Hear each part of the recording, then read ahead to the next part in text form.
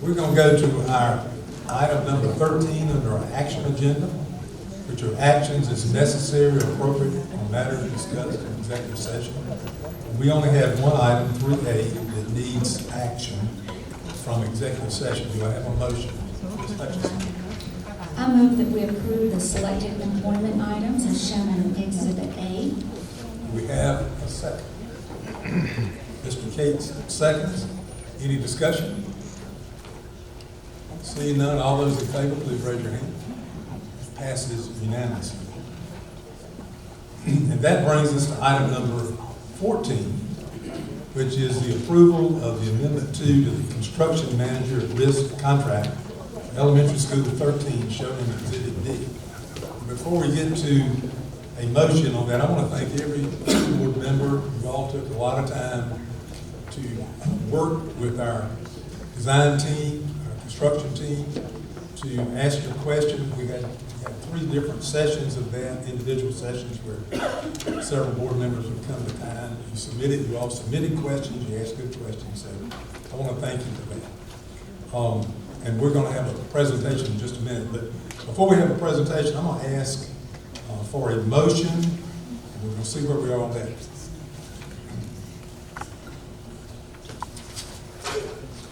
Okay. Mr. Chairman, I move that the board approve the administration executing amendment to the building guaranteed maximum price amendment to the CM at risk contract for elementary school 13 as presented in our agenda materials. I further move that we authorize the administration to contract for the base guaranteed maximum price of $22,319,655,000 plus all of the recommended enhancements, including the school guard exterior glazing option for an additional $343,217, the horizontal vertical exterior sunshades for an additional $105,425, the pre-K pop-up clear story feature for $100,098, and the extended car rider canopy for $94,200. The total additional cost of enhancements, $642,940, with results in a GMP including approved enhancements, $22,962,595. Have a motion, do we have a second? Ms. Hutchinson seconds. And Mr. Camp, may I speak to the motion, please? Mr. Cage Kim, what I'd like to do, and sometimes we don't get our motion on the table, but I'll let you do that. What I'd like to do is have our presentations, and I'm sure we're going to have a lot of discussion, questions, probably have some amendments. That's what I wanted to speak to, that the motion is made with all the enhancements, feeling it was easier to, if it was the will of the board, to amend the motion with them all listed instead of trying to figure out how to add them back in. And Stowers has been provided a copy of the motion. What we'd like to do, Ms. Hammond, is that our design team make their presentation, which will be similar to the presentation you and I heard the other day. And then we'll have plenty of time for questions, follow-up, amendments, any motions, all of that. So I want to turn it over to the design team. And as you all sat here in the audience tonight, I'd like to say to you, you heard some things addressed that I'd like for you to address tonight. Concrete pour was one of them. Size of the school is one of them. $24 million is one of them. Doug, I heard you do that the other day. So we'll have questions, but please make sure that's part of your discussion with us. Thank you. Thank you, Mr. Chair, ladies and gentlemen of the board, Dr. Melvin. A couple slides that I'm going to talk about as the representative of the board and the superintendent to this construction project. We're using construction manager at risk procurement method, and it's a qualification-based selection. There's constant price checking during the design and also during the construction.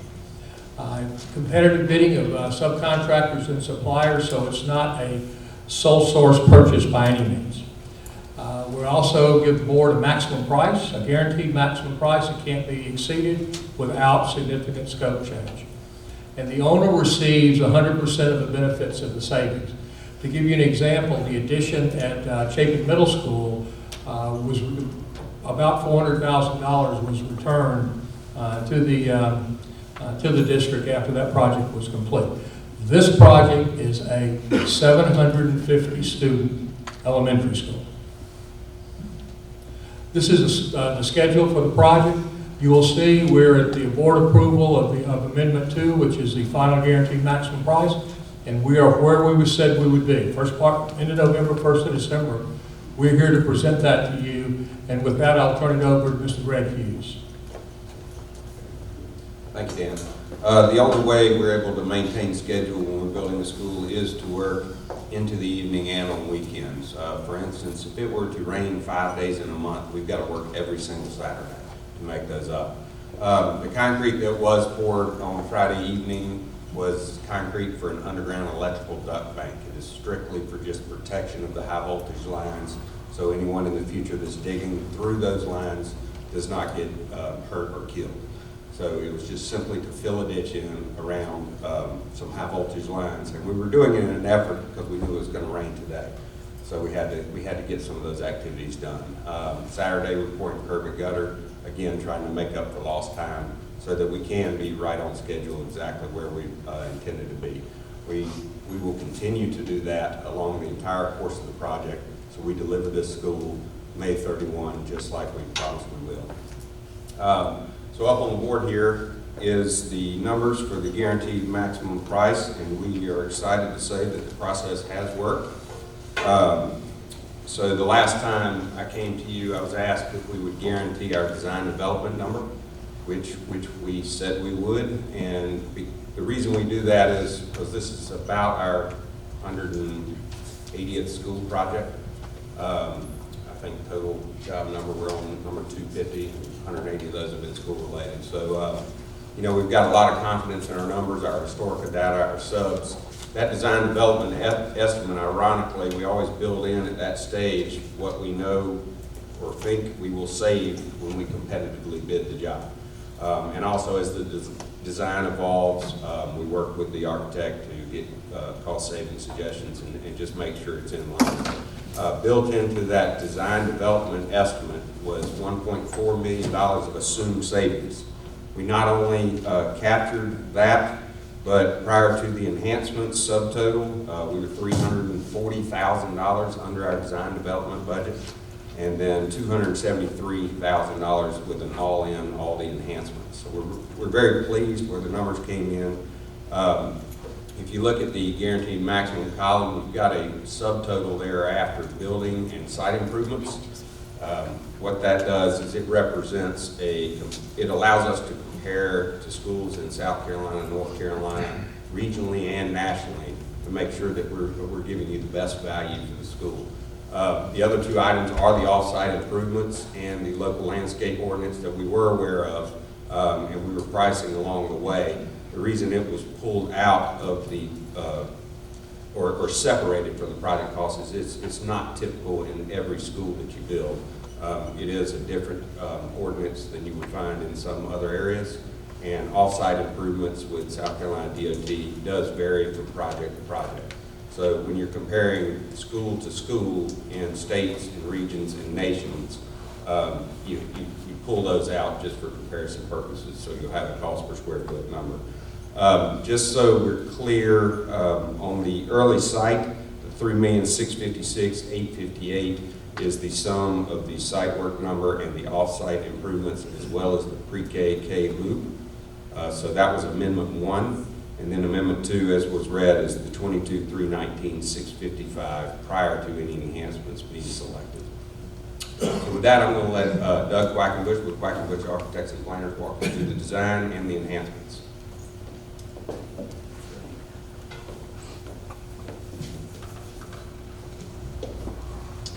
So I'm going to go through, good evening everyone.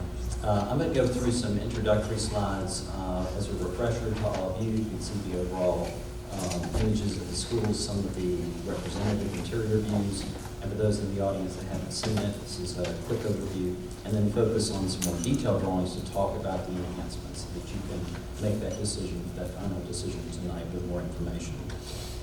So this slide, a little bit dark from where I'm standing, but this is a good bird's eye view from the front of the school along Enix Ferry. This slide shows you a little bit more detail of the commons. It's off to the left. The canopy, carload canopy and bus canopy, they're joining at the middle entrance. This is a view from the northeast, showing you the pre-K drop-off, and you can see here the stone, which is the second exterior material to the brick, highlighted on this backside with some curves. This is a view from the northeast, and this gives you a good view of the upper grades play area and the other angle of the school. A couple of interior views. This is the view coming in the lobby. Again, you can see the repetition of those exterior materials of brick and stone and metal and a lot of glass.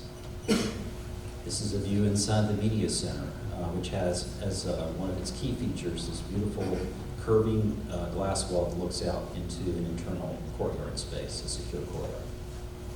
This is a view of the commons from the multi-purpose room that actually also doubles as a stage, looking back out into the commons.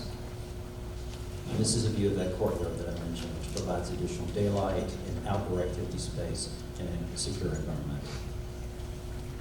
So now I'm going to go through the enhancements one by one. I'll try to recap where we are with the price of those and give you a description. Let's start with the image on the bottom. This is a diagram of the front elevation that's representational of the extent of the school guard glass scope, both in the base bid and in the enhancement number. So what you need to understand, in the base bid, we do have the school guard glass, the high security school glazing at the entrance vestibule. That is in the base price. The enhanced price of $343,000, $343,217, is to use school guard glass up to where you see the height of that blue color. So that gives us a secure perimeter along all four sides of the exterior of the school guard glass, which is highly impact resistant and a real innovative product for safety and security. The two diagrams above are trying to illustrate the school representative of the fenestration with sunshades and without sunshades. The image on the upper left without, the image on the upper right is with it. We are strongly advocating that we include these sunshades. They will enhance the energy performance of the school. They will pay for themselves over time. They will also increase the quality of the daylight inside the living environment.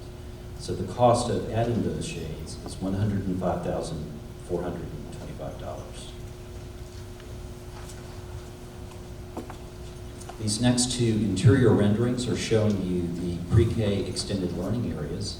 This slide shows you an image that you've seen before in design development renderings with the pop-up clear story that adds daylight into the pre-K area.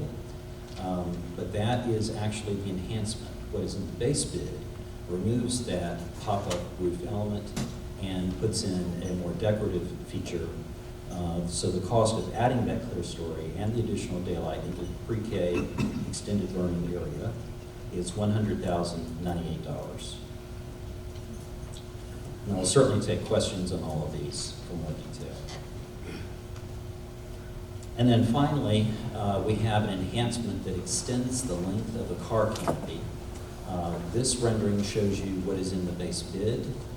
And again, that piece that extends to the right of the main entrance canopy that is perpendicular to it.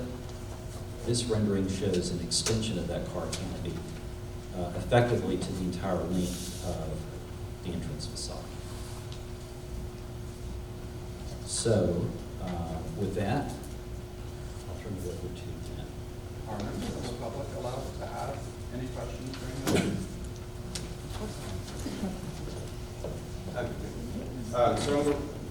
So I'm going to ask Glenn Dillon, our chief estimator, to come up, who has over 30 years' experience estimating school construction, and would like to show the comparison of the cost per square foot of this facility compared to other schools in South Carolina, North Carolina, the region, and the country.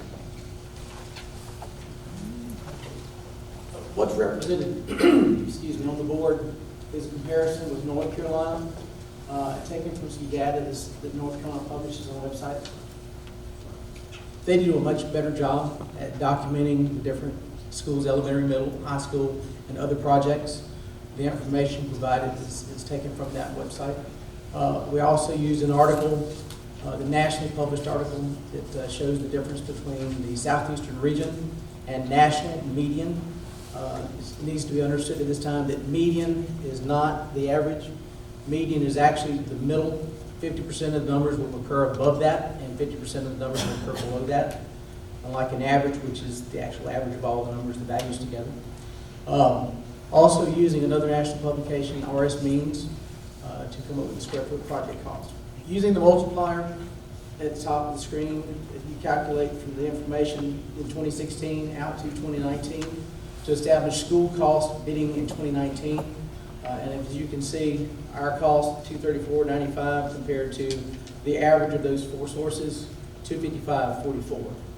Now, hitting a little closer to home, some historical documentation of schools that we bid and other contractors have bid, taking that same multipliers, applying those across the board to get actual cost of 2019 bids.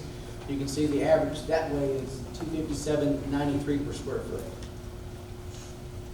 Our cost again, $234.95, comparable scopes of work.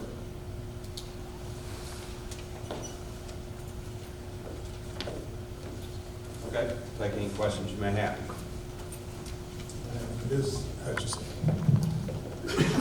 Mr. Gant, I'd like to make an amendment to the original motion to delete the enhancement that includes the pop-up clear story feature for savings of $100,098 to the total project. We have a motion to amend. Ms. Carter. I'd like to second that motion, please. Ms. Hutchison, I'll come back to you for discussion. We'll open it up for discussion. You have anything you want to add to that? Well, I was looking at all of the enhancements, and Mr. Quackenbush, I think it's a beautiful addition, and it's not that I don't like it, but I was just looking at some of the savings. And the school guard, I was certainly support for the safety of all of our children and our staff and teachers. The sunshade, as you mentioned, it will pay for itself, and certainly the efficiency and saving on utilities. And I do like the car rider canopy because I think it will protect our students and our teachers from the elements. But just in looking at the total price, I feel like perhaps we can do without, we might miss the natural light, but do without the clear story glass. So that's the reason for my amendment to delete that enhancement. Anybody else want to speak to this amendment, this piece? And then we'll get one time. Mr. White. I would just like, I'm curious, what's the recommendation? The benefit, obviously, essentially, you're looking at, okay, here's a certain amount of dollars, but this is a school that's going to be here for, what, 60, 70, 80 years? Right. What's the benefit? I mean, obviously, we're not going to go back and put it in later, and we're putting 23, and we go all the way up, and all the numbers everybody wants to talk about, let's call it 30 million. It's a very small fractional number, but what's the benefit, the reason you made the recommendation? You had that recommendation. Yeah, because it was an element that was there at the earliest schematic design renderings of the school. And we advocated for that because that was one of the very few spaces in the school that doesn't have direct natural light into it. It's internalized, whereas the extended learning areas in the rest of the school are either on an exterior wall or they're using borrowed daylight from media. So that said, I think we identified it as a reasonable alternate, understanding that the space still performs without it. It is an enhancement. And I think we weren't completely certain of the cost of it when we identified it as an alternate. So I think seeing the delta at 100,000, that surprised us a little bit. But it was there, again, to provide more parity regarding natural light in all of the learning spaces. And of course, natural light in a learning space is shown through many, many studies to enhance learning and comfort and well-being. That was part of what my question was. Is there we can all debate windows, but is there something that has been shown, I guess, that, as, Dr. Belton, is that you corroborate the fact that if there's natural light, that enhances what we're doing? I mean, the purpose of the room is to conduct learning activities. And That's correct. conducive to that. Is that consistent with your understanding? Yes, sir. There's research that Mr. Quackenbush can share that is consistent with research. I still feel like I'm not being heard, so I'm going to keep talking. Am I good? Okay. There's research that's consistent with natural light accelerates learning and makes it a more natural learning environment. Mr. Quackenbush has shared that throughout the process with us to make sure we were mindful of that. This, of course, is an extended learning space where students will be in and out throughout the day, flexible grouping. It will not be a classroom assignment where students will be spending the entire day.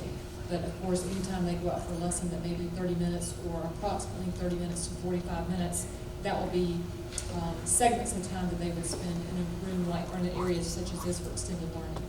So looking at trends, looking at patterns, looking at research, there is the advantage of natural light and what it can do to enhance a conducive learning environment. Yes, sir, to answer your question, that could be And I have a cheat sheet of research that I've put together for previous, when we've had that kind of question previously, which I could share if you'd like to see. And what do you see as sort of a trend?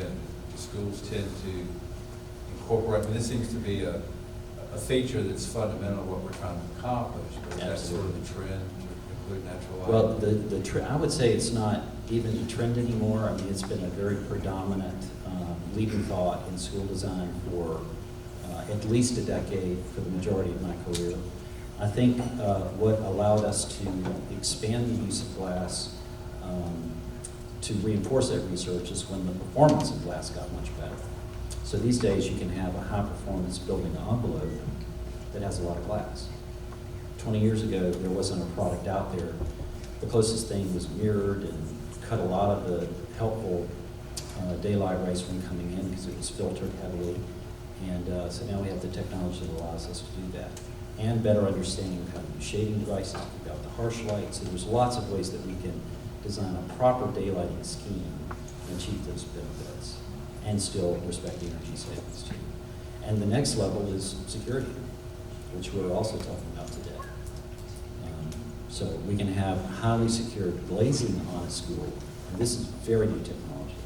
In fact, what we're proposing on a school, none of us on this side of the podium are aware of another South Carolina school that has it, even though we were introduced to it by a security consultant that we brought in to work with us on the school, who's a strong advocate for it and has an incredible resume of projects related to safety and security. Mr. Lovelace. As you might have guessed, I don't have a litany of questions. First of all, as an admonition, okay, I read specification 33. Mr. Lovelace, I don't mean to interrupt you, but since we've got this motion about this one enhancement, Well, this is Is about this something glass. you're gonna address? Yeah, this is about glass, but, you know, I'm going to say something about section 3300, 3.14. And it calls for inspection of concrete placement. It doesn't matter if it's placed at night or on Saturdays or whatever. And you can also look under section 321313-7, and it calls for SCDOT T50, and that refers to inspections. And it doesn't matter whether it was out there at night, on Saturday, Sunday, or whatever, but concrete and that, and especially with bus ducts and things like that, and electrical ducts, have to be tested. That is not acceptable answer that we received from you guys. let's We're hear paying the, for you Mr. guys. Lovelace, let's hear the answer. I think we're ready to get the full answer. Well, they gave us the full answer, but anyway, they said it was just a Are we in a duct. It didn't need to motion? be- We are in a motion. Mr. Lovelace, you jumped the gun, but we're gonna address it. Mr. Hughes will address it. You know, Mr. Lovelace, we're gonna address this motion and amendment to the I motion. understand. All right, and we're gonna get to your question. We're not gonna get to every one of them at one time. We're gonna have other people input. Mr. Hughes. Yes, sir. So the electrical duct bank concrete, we're happy to provide the mixed design that was placed. It is not required to be tested because it falls into the electrical spec section. And then the curb and gutter is asked to be tested every 50 yards. We poured 30 yards on Saturday. certainly not to get around testing, but that 50-yard limit helps keep the cost of testing down. You know, if there's any question, we can certainly do some in-place tests for you if you'd like. But we will never sacrifice quality, and our reputation depends on that. And, you know, we've got hundreds of reference letters that I'd love for you to read. All right, for the board's benefit, we have a motion, original motion, and amendment to the motion, which addresses the clear story light. If that's your question, then I want to go to it. Yes, it is. I was going to that. All right, we'll go to that specifically, and then we'll go to Ms. Okay, Hammond. you know, one of the things that I looked at the SG5 and the SG4, and I'm confused as to the location on the building. You know, you told us when we first looked at this, Doug, that the SG4 was all over the whole bottom floor of it. And the first time we saw this in executive session, we saw that there was an upcharge for the glass. Now, there's an SG5 question, and I think you've got that in your list of alternates. The SG5 will give you an additional 6 minutes of emergency time, I understand, from reading the literature versus the SG4. With this being on Amix Ferry Road and to address the ladies' concerns that were earlier about safety and what are we doing, you know, I can't see that we would put a clear story on a kindergarten area and forego putting additional safety glass that's much more expensive, but much more. Those are completely different issues, not conflated. You can choose one or the other or both. That's the reason that we have them separate. Well, I mean, you know, So, if we're going to can I pick and have? choose, we're going to pick and choose for safety. I think. So let me address Let him your address that, question. and we'll go to Ms. Hammond. Yeah. Originally, we had in the base bid SG4 with the vestibule and the additional SG4 for the rest of the first floor identified as an alternate. That was a strategy that we reviewed with the committee as an attractive enhancement because, as you know, it's a spec item. Easy to price it both ways. We switched from SG4 to SG5 because you had asked the question about why not SG5. So we thought, well, that's actually a good thought. Let's make the entire vestibule SG5. So that actually was born from a comment that you made to Dan, who shared it with us.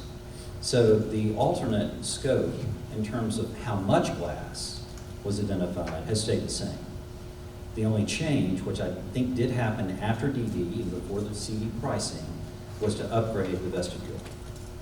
Everything else has always been SG4, like the vestibule was originally, because of the concern about escalating costs, number one, because SG5 is much more expensive than SG4. And number two, SG4 you can make a bigger pane of glass in SG4. In SG5, you had to break it into smaller mullions because you were limited in area for SG5. So we added a few mullions at the vestibule to go SG5 in the base bid because it really didn't have a big visual impact. And also, if you add the mullions, you're adding cost. So I think that answers all of Yeah, it. yes, I mean, it does. Okay, we'll go to Ms. Hammond. Ms. Hammond, I'll remind the board we're addressing the amendment to the original Yeah, motion. my question is on the, isn't it called pop-up? Yes. One thing, I get the understanding of the light and it. I need to come up with a better name than pop-up. I know, I'm thinking of a tent or something. Is that clear glass energy efficient? Yes. Too, you know, Yes, because- and it's all in the vertical surface, so it can be shaded, which Well, it is. The roof provides some shade. As great as it is to have, you know, because it's a very brand-new building, and you like to have all the latest things that we have learned that maybe enhance learning. I understand that. Mhm. But I have to look at the existing schools and all the needs that they have. And I realize that they were built years before some of this innovative technology was there. We don't have it. And that's not a reason not to give it to a new school. I understand that. But I tend to agree with Ms. Hutchinson that that's one of the places that I think it would not harm the children at all not to have that lighting, you know, in that area. I'm not saying it's not a great idea, it's not pretty, but I think, when I think about that, we've used every bit of the 8% money to build the school, I mean, whether we've used it or not, but we borrowed it, and I think about the list of needs in our school, I think every time we can save money, but still, like you're saying, keep the school safe and adequate for kids, and it's got what we need for learning. Because, and I really do look at that as just an extra amenity that would not hurt the education of kids if they don't have that pop-up light. Anyone else want to address the amendment to the original motion? Mr. White? And I want to ask a question because it was brought into the discussion. It's the question about concrete. And it got really confusing, but I want to just to clarify that, and Mr. Lovelace had sent everybody an email saying that it wasn't compliant or suggesting it wasn't compliant. So my question is, are what you're doing, is it compliant with whatever standards that you're supposed to be? Yes, it is. Now, I think I heard you say that, but I just want to be very clear that it's compliant. We feel like we're in compliance with the contract documents, yes. Ms. Hutchison, question. Yeah, I just wanted to speak one last time about the amendment, and I do recognize that the natural light is important. However, I had those same thoughts as Ms. Hammond with the needs throughout the district, and while $100,000 is a lot of money when you look at the whole district, but it certainly can, we can take care of some other things if we do a little bit of savings. And I was also looking at the ability for our kindergarten students to be able to have natural light. We have a beautiful playground that's dedicated to them. We have an interior courtyard. We have the library. So I think that there'll be plenty of opportunities for our students to get the natural light. And so that's why I thought, well, we can maybe cut right there. Mr. Cates? This may be a Mr. Richardson question. If we vote to omit this enhancement for the $100,098, does that money become available for other capital projects throughout the district? Yes, sir, it will. Anyone else want to address the amendment that's on the table right now? Seeing them on, the amendment is to remove the clear story feature for $100,098. Brought by Ms. Ms. Hutchison. So all those in favor of removing that enhancement, please raise your hand. All those opposed, please raise your hand. And the amendment passes, so that enhancement will not be there. So at this time, I'll open it up to the board for whatever amendments or questions. We do have our design team. Mr. Chair, can I just clarify the new price so that the motion reads correctly now? Well, it would appear to me, Mr. Cates, we ought to wait in case there are other motions. Okay. And we'll have finalization. We still have the original motion. I would like to ask board members who, I know you all have lots of questions. I'm going to allow you to ask a question and a follow-up, and then we'll go to another board member. We'll be here as long as we need to be to cover. So, Mr. Lovelace, you're next. I want to clarify the procedure here. I have an amendment that I want to put upon the floor. Is this the proper time to do it? Is your amendment to amend the original motion? Yes. Here? Yes, it It would be. is. Okay. Mr. Chairman, I would like to make the following amendment, motion to the motion on the floor for the agenda item number 14 of tonight's meeting. Total cost of the project, including the owner's contingency, architect's fees, land closing related fees, cost of land, due diligence fees, site surveying, and investigations, insurance, owner's FF&E, and the like, exceed the funds approved on December 10, 2018, which was $30 million, by more than 10%. Therefore, I would like to make the motion that we follow our procurement code to reduce the total spending for this project to the lesser of A minimum construction expenditure which would render the total project cost, including but not limited to all the items above, to be less than or equal to the total net proceeds of the general obligation bonds series 2019B or B. The original budget for construction included in the architect's contract approved December 10, 2018. I know you're gonna give all that to Ms. Stowers. So you're proposing to amend, and you put a cap on the price to be the 30 million or, and all that's written out, all right? No, I'm proposing that would be the lesser of the two, and I checked with Mr. Richardson earlier. Mr. Lovett, let's see if we get a second, Okay. and we'll come back to you as a motion of the motion. Have a second? Ms. I'll Hammond? second it so that he can explain. Okay, understood. Okay. Lovett. Earlier, I talked to Mr. Richardson. The total project cost are projected to be $32,225,673. Now, I did a projection myself. Mine was a little different from his, but I'm going to use his lower figures. The total that we approved was $30 million. That leaves us $2,225,673 more than what was approved. The amount that we raised by selling the bonds was $31,673,774. If you take the amount of Mr. Richardson's projection and take away from that the amount that we raised, we're still over the budget by $551,899. We don't have the money to do this. Not with what we're doing now. We've been back in and we've talked about deleting contingencies. We've talked about deleting architecture fees, which is not the way you're supposed to do it. That's all a project cost.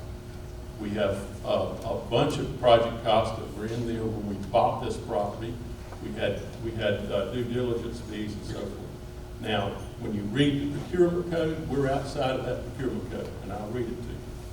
When bids received pursuant to an invitation for bids exceed the available funds, and it is determined in writing by the district that circumstances do not permit delay required to resolicit competitive sealed bids, and the base bid, less any deductive alternates, does not exceed available funds by an amount greater than 10% of the construction budget established for that portion of the work, a contract may be negotiated pursuant to this section with the lowest responsive bidder.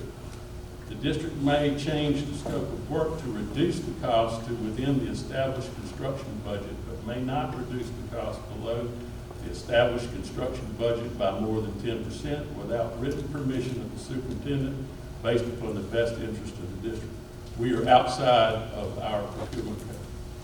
Mr. Richardson, since a lot of that referenced you and numbers, are you in agreement with Mr. Lovelace's calculations? And the one thing that concerns me is he's made the statement that we are outside our procurement code.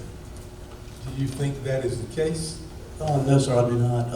The figures that he provided obviously were put together by me, but understand we included in that cost was the cost of the property and all of the due diligence that went along with that.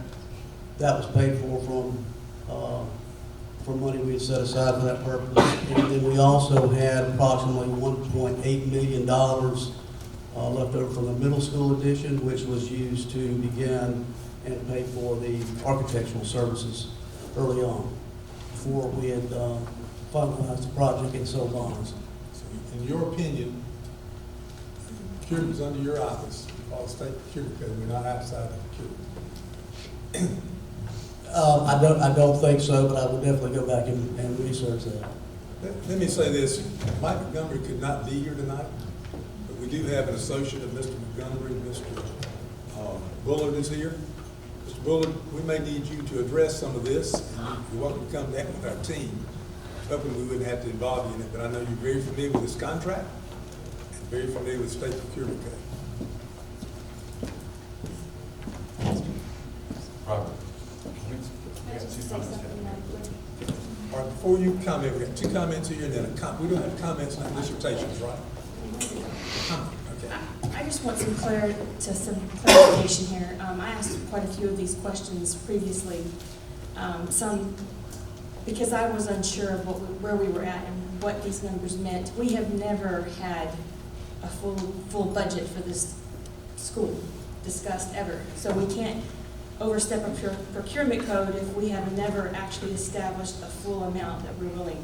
We don't have a budget for it. I know that's awful to say. I'm new to this process, and that might be muddying the water, but I've been frustrated with that. We don't have. I'm here to tell you, we're getting one. We're getting there. I think we're getting there tonight, but we don't have one, so we haven't crossed any lines. That's just my own opinion about that. Mr. White. Okay, I want to say a couple things, and Mr. Gordon, let you opine on the legal questions that are being answered. To the extent it's legal, nobody at this table needs to make decisions, and no offense, but to the extent it's a legal question, we need a lawyer to answer. But for the contractors, we had a meeting when we approved site prep, and we had a meeting behind closed doors, and we discussed all these numbers. Have these numbers done anything but go down? No. Okay, and the whole process behind closed doors was, we were not going to come out and vote, and I think that, y'all basically said you would fix the price. That meeting, if we waited and let it go to bid, we would get more savings. And did that occur? Okay, so everything that's on this schedule of numbers that you put on there, we went through extensively, but we didn't have an audience, we didn't have cameras, we didn't have people looking at us. And if y'all remember, Mr. Lovelace raised questions about, could we afford this? And I asked y'all to put it on a blackboard, and we had people in real time writing down Mr. Lovelace's questions, including, where's the contingency, where's the architect's fee, where's this, where's that? And my request was, we don't leave that room until every one of Mr. Lovelace's questions were answered. Anybody here's questions were answered. We did that behind closed doors. We had legal counsel sitting there, and I asked the question if I could walk out that night and make a motion to accept your bid to fix the price, and we could, but the representation was we would do better economically to wait and let it go to bid. So my point for everybody, for the cameras, for the audience is, this information is not new. This information is a surprise. We were ready to make a decision back then. If it doesn't violate procurement, we're not bound by whatever vote it was. We looked at a school, and we're going to move forward, we're going to build a school or not. But the legal question is, are we violating the procurement code? Because nobody at this table needs to make that conclusion. Thank you all. What I understand and what I've heard tonight doesn't change the opinion that Mike's already given you, that there's no procurement code violation. A lot of the funds that we're talking about that were used initially did not come from this bond referendum.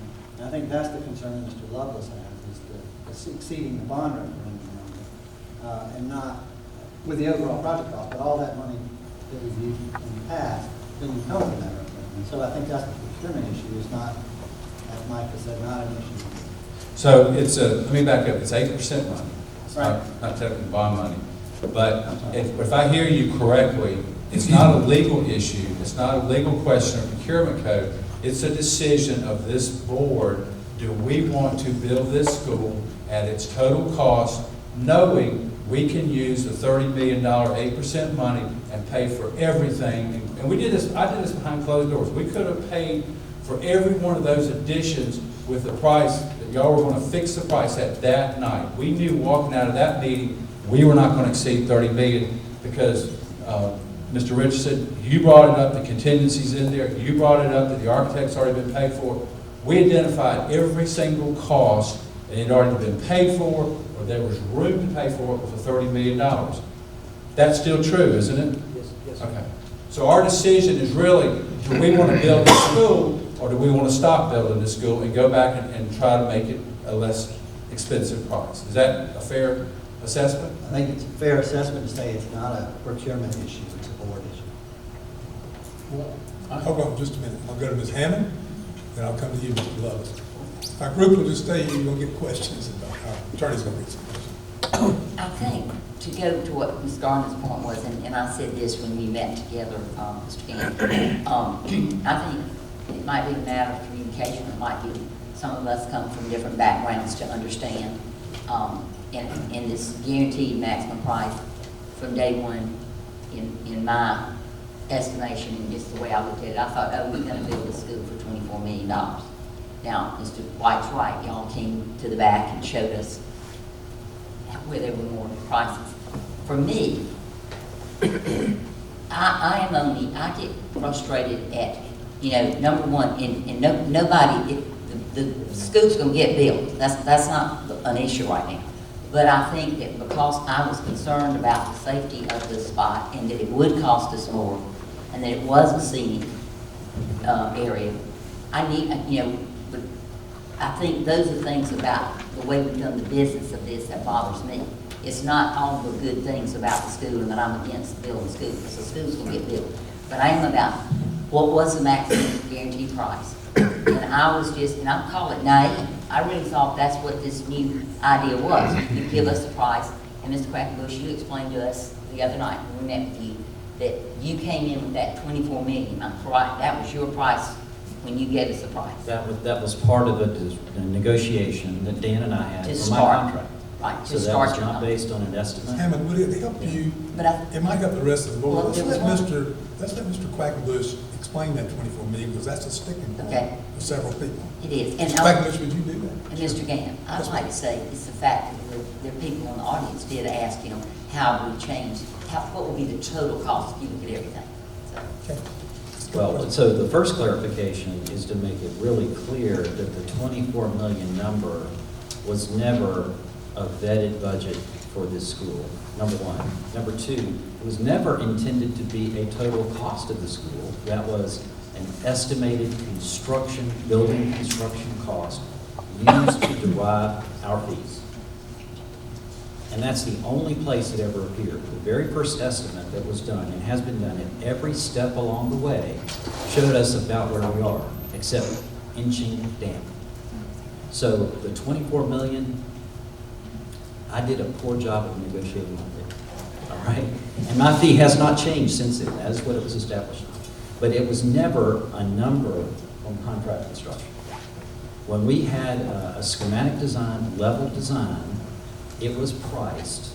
It came in at about the ballpark that we're in, and then we started working to try to refine that number and bring it down. And we spent many months both designing and making good decisions to maximize the value. That's what the process has been. When we got to the point where there was a lot more clarity and a lot more confidence about where we were, this is when we were engaging the board, the full board, and all of those details. So, and that was recapped very, very well by Mr. White. So, I hope that helps. Okay. Mr. Lovelace. Well, I beg to differ with you on that, because your contract says, and I read it, and it says that $24 million is the budget, and that you will do everything possible to reduce these, if it comes in iteratively, when you produce these drawings at different stages. We had one meeting. We didn't have any more than one meeting, and it was told to us at the 60% level of drawings that was still, we were on a path to budget.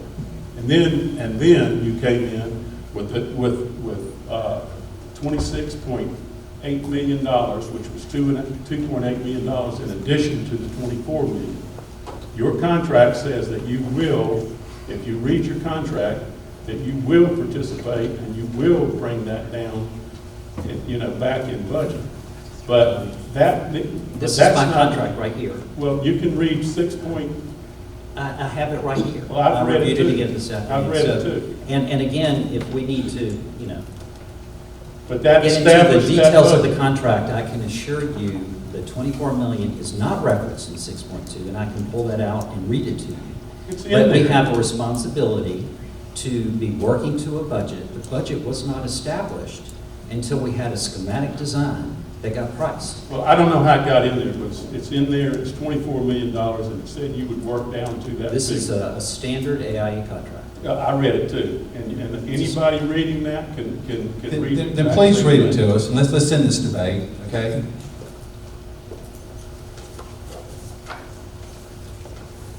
What is your reference, Ken? 6.2 or 6.1? You can read 6.1 through 6.6.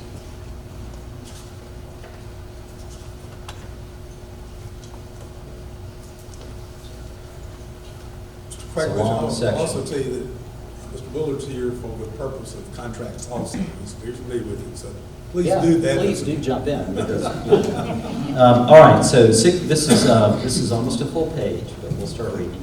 For purposes of this agreement, the cost of the work, this is capitalized, shall be the total cost to the owner to construct all elements of the project designed or specified by the architect, and shall include contractor's general commission cost, overhead, and profit. The cost of the work also includes the reasonable value of labor, materials, equipment donated to and otherwise furnished by the owner. The cost of the work does not include the compensation to the architect, the cost of the land, rights of way, financing contingencies for changes to the work, or other costs that are the responsibility of the owner. This is defining cost of the work as the construction cost and not total project costs, which are those other costs. The owner's budget for the cost of the work is provided in initial information and shall be adjusted throughout the project as required, starting with the very first schematic design. It wasn't. So- We never. Mr. Lovelace, I've asked Mr. Blackman to share that with us. I want to remind my whole board that these are our professionals that we have hired, they're under contract, they provide their service. I want to ask each and every one of us to treat them with respect. So, Evaluation of the owner's budget for the cost of the work and the preliminary estimate of the cost of work and updated estimates of the cost of the work prepared by the architect represent the architect's judgment as a design professional familiar with the construction industry. Feel 100% confident that that's the process we use. It is recognized, however, that neither the architect nor the owner has control over the cost of labor, materials, and equipment, the contractor's methods of determining bid prices, or competitive bidding, market, or negotiating conditions. There's a limit to what we control when we're estimating until we get to GMP and the CMAR process. Estimates of the cost of the work shall include contingencies for the design, bidding, and price escalation. You've heard Glenn and Greg talking about those. To determine what materials, equipment, component systems, and types of construction are to be included in the contract documents, which again is the process of back and forth we've been engaging in, to recommend reasonable adjustments to the program and scope of the project, and to include design alternates or enhancements as may be necessary to adjust the estimated cost of the work to meet the owner's budget. Well, there you go. That's Mr. Bullard, have you heard anything that, Can you interpret that for us? yeah, please interpret. For the audience and for I do remind, these folks are, but we do have an attorney, for that very purpose. Well, I can tell you, I haven't looked at the architect's contracts since we did this almost a year ago. And these documents are rather lengthy and monotonous. You can't look at just one term in isolation and know the entire business of the contract. So I'd be happy to look at it and go through it again, sitting right here, for as long as it takes, everybody. But I'll be the first one to tell you, I don't look at one provision in a contract and tell you what the whole contract says. So I'll look at this, if you give me a second, and I'll come back and I'll be happy to answer your question. Is that all right? That's fair. Let's do this. We have an amendment from Mr. Lovelace. We got a second. We've been discussing. Why don't we take some other questions? Or does anybody want to address this amendment? If we have other questions, we can do that. We've got all our possession. All right, Mr. Cates. I wanted to speak to the amendment on the floor. I think we've gotten far afield from the amendment, and I just want to make sure that that question has been addressed. The question seems to boil down to the procurement costs of the property, the due diligence cost, that architect's fee was paid out of identified funds outside of the 31, I don't remember the total of the bonds that were sold. And it seems like the question is, does that need to be combined? And that seems to be the procurement question. I heard you say, no, that was paid outside of the bonds. Had it been paid with those bond proceeds, then we may that may be a different answer, but it was not. It was paid with identified funds, actually in the year prior to, at least the year prior to releasing the bond, issuing the bonds. Is that closed? Because I want to make sure I'm on the right, I just want to make sure I understand what we're talking about. You're exactly right. Just to reiterate, we used approximately $1 million out of money that had been earmarked to purchase the property. And we also had an additional $1.8 million roughly that was under budget on the middle school addition that we were able to use towards the architectural fees. And I understood the attorney to say that that was an allowable practice. And I believe that was even, in a roundabout way, asked of the representative from our auditing firm that's the way we chose to do it. There's not that's not unallowed. That's the way we chose to do it. That's perfectly okay. Ms. Hammond. To speak to that, I thank you, Mr. Gates. I do think that's one of the things that public and me as a board member is, I think we've tried to look at anytime you build a new school, I think it's incumbent on us to look at the total cost of it, no matter where you get the money. Now, I get it, and I'm gonna say right now, I don't understand all the wording, but I understand your answer, if it's correct, that you could do what you did as you did it, like you did it. But again, to me, that's transparency. Maybe we should have communicated that from day one, that this school, when we build it, is going to cost us this. But if we look at the other money that's going in, you can't say that buying the property and the architectural fee and that other $2.8 million to other schools in my district, that's what this school costs. So I think we have to look at that. And I think that's all that some of us have just really been trying to get to. So I thank Mr. Cates for making that point, because I think, I know that's how I felt. I want to see a bottom line cost of the whole school, of everything we paid, and where did we get the money, because that's some of the criticisms we get.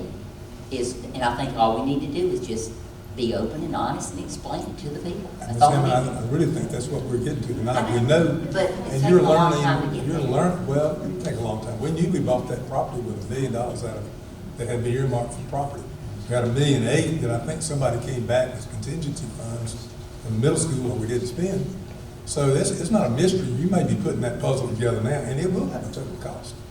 It will have a total cost. I don't think so. I know we've had this before. This isn't new. Mr. Lovelace. Okay. We have another problem with this. We approved a bond sale for $30 million.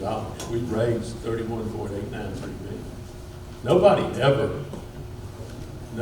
ever told us that we were going to spend an additional $1.893 million. We haven't approved that. We haven't even talked about that. We approved $30 million and that's it. And we're going to spend $32.25 million. Okay? Now, I don't know all the semantics about taking it out of one account and putting it in another and when it's paid for and all that, but I can tell you that I don't believe that total project cost or anything but total project cost. And we need to look at that in a nutshell, not excluding things, because we're not doing anybody. How do you report this to the state when the state it owns the property?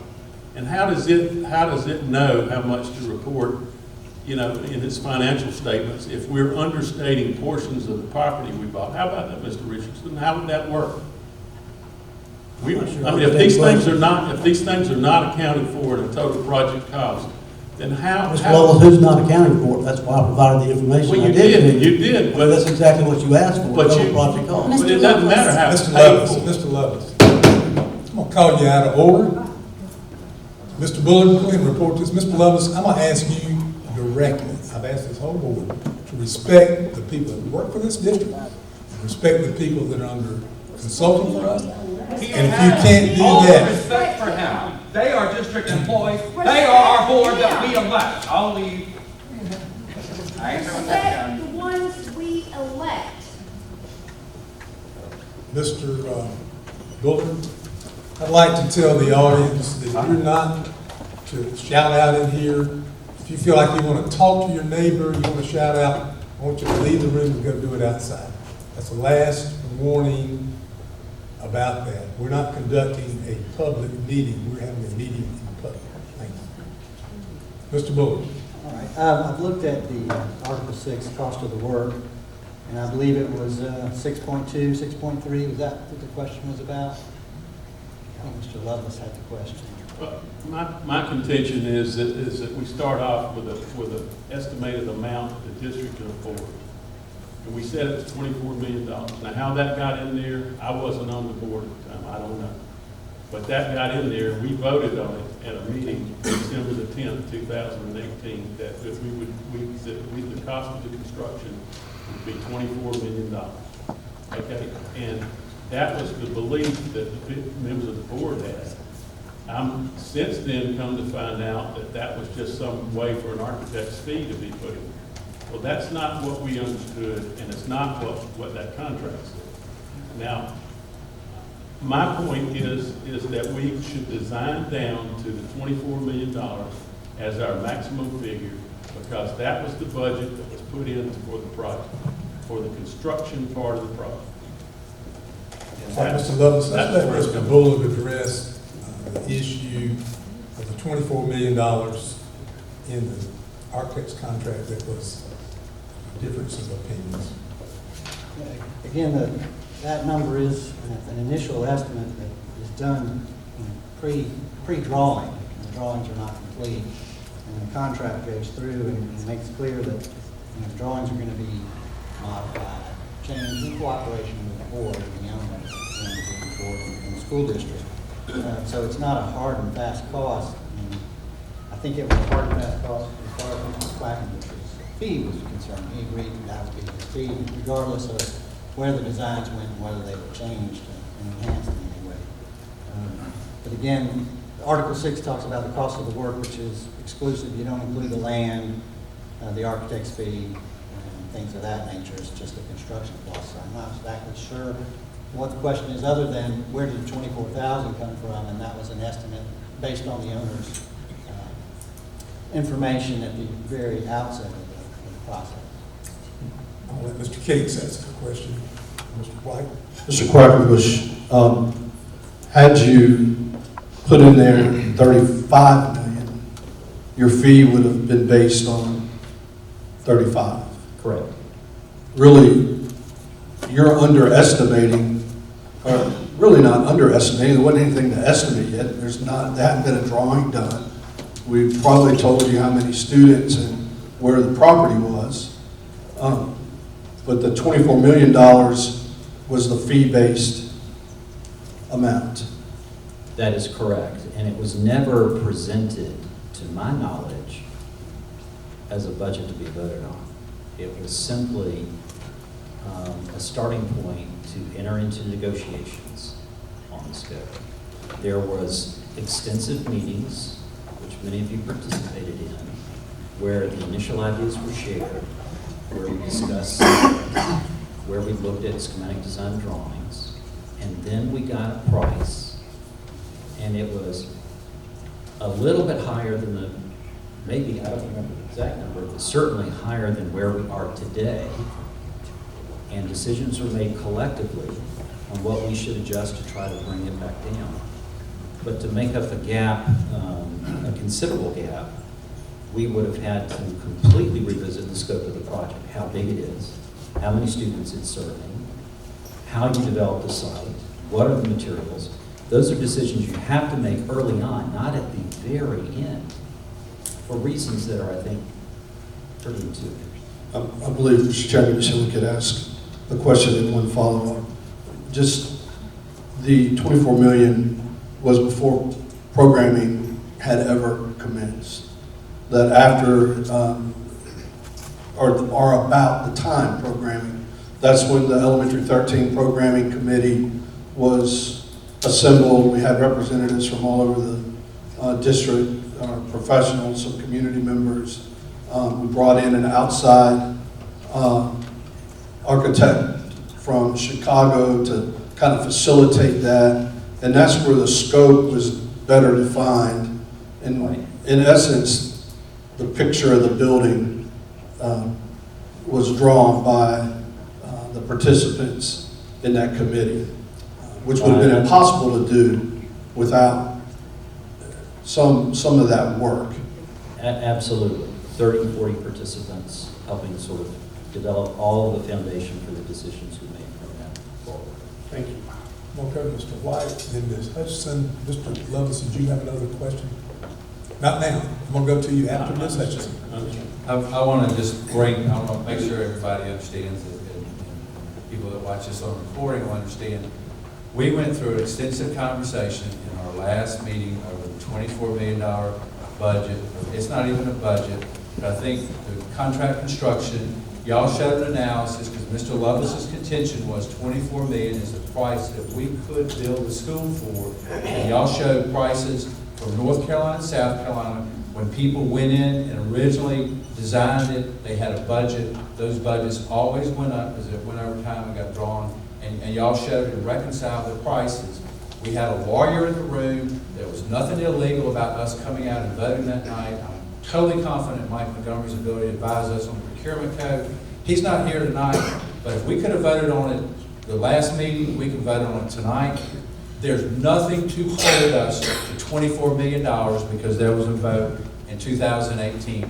We can sit here tonight and make whatever decision we want to. And I can tell you, there needs to be a new school on Emmons Ferry Road. You've done a beautiful job designing that school. I am not going to ever entertain going back to redo what you've done. It's a beautiful piece of work. The people need it. It needs to get built. Mr. Lovelace, you've never supported this school. You've worked tirelessly to defeat this school. Ms. Hammond, I appreciate you voting last time. That's the first time you put an affirmative vote. And we can talk this to death, but we can approve. I don't have a problem with a school that costs $32 million on Emmons Ferry Road. It's going to be there for the next 100 years. And we never committed to pay $24 million. We vetted that completely behind closed doors, Mr. Lovelace, and they answered every question, and you had nothing to say in return. We didn't. Well, you bring your comments right back. We did Let's not. address it as a board member. Do you have a follow-up? Are you good? Ms. Hutchison. My point is, we're not committed to anything. The limitation we talked last time was whether or not it could fit within the $30 million that we have in our 8% money. And we put it on a drawing board, and we went through the numbers in executive session, and everything fits within $30 million.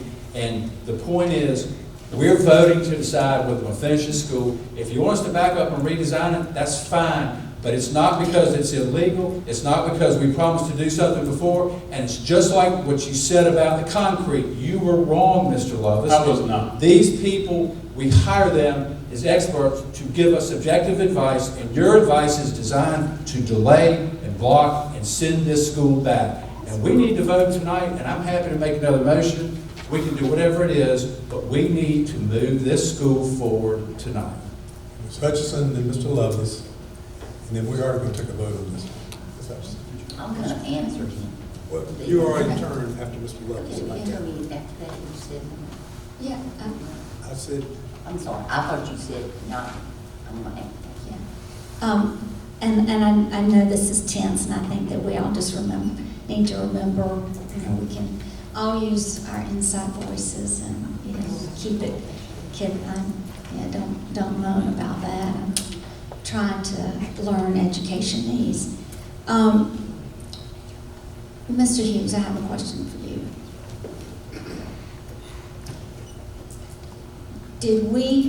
I think I know the answer to this, did we vote for the construction contract at the same time we voted for the architect's contract?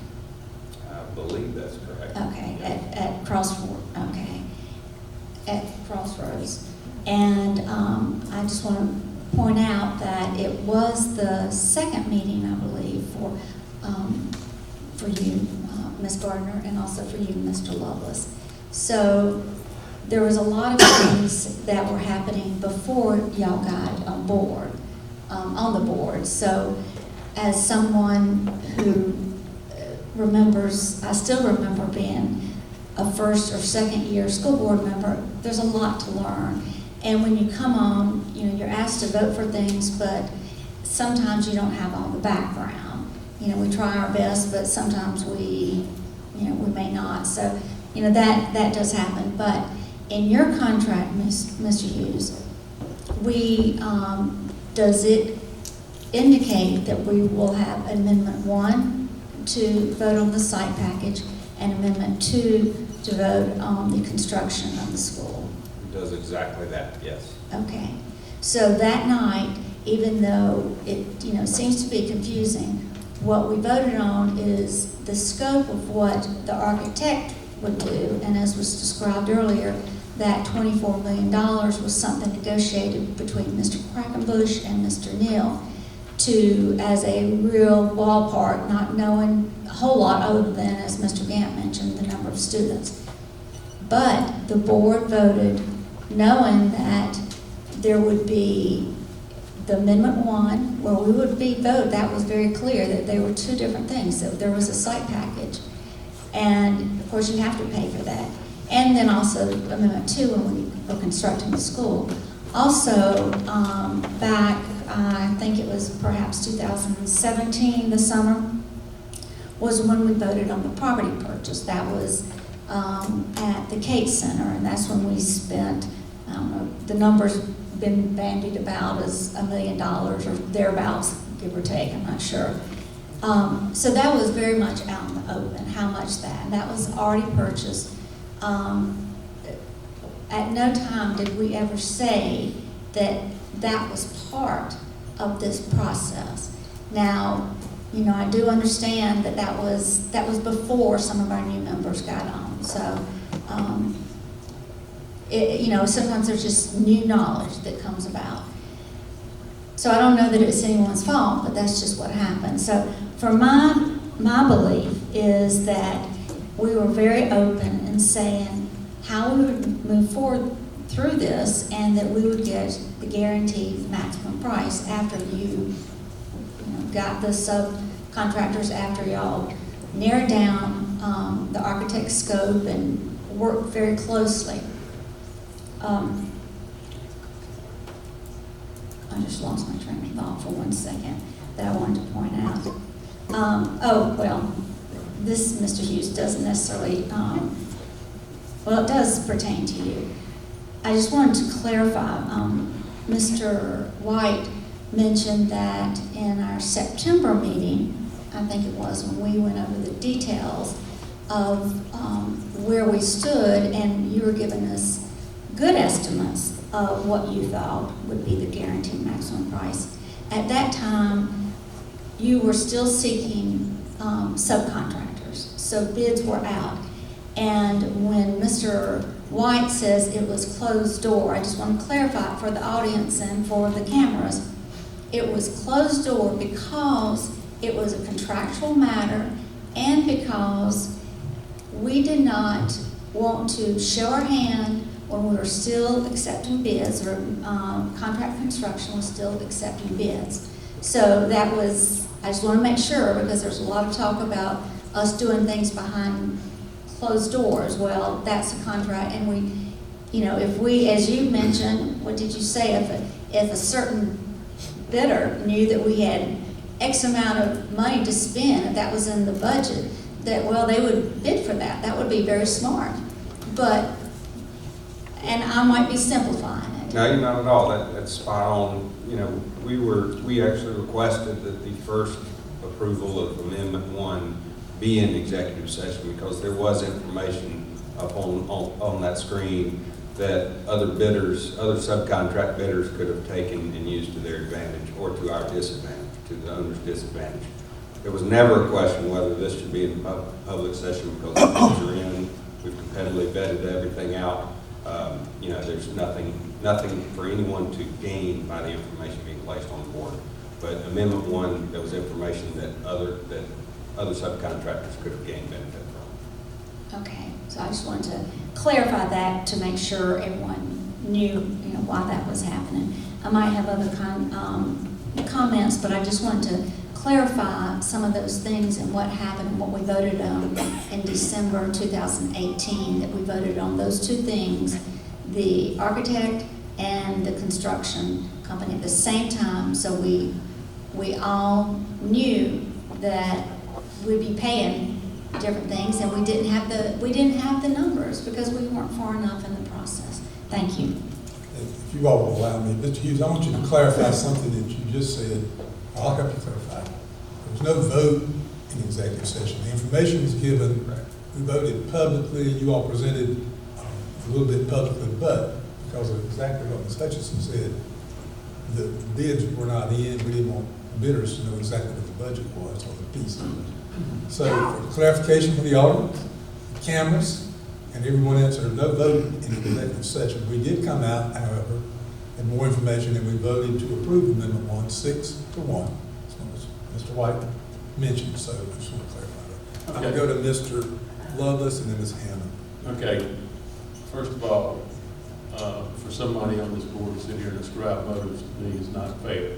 I have never opposed building a school. I am for building as economically as possible, and I'm for putting money into the millions of dollars worth of things that have been identified for our security of our schools within the economic report. That's what I'm for.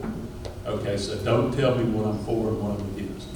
Okay, but we did not meet that night in executive session, and that was, by the way, I submitted a motion not to go in executive session because there was nothing in that was proprietary. But we did not go into executive session for the purpose of discussing anything to do with this question.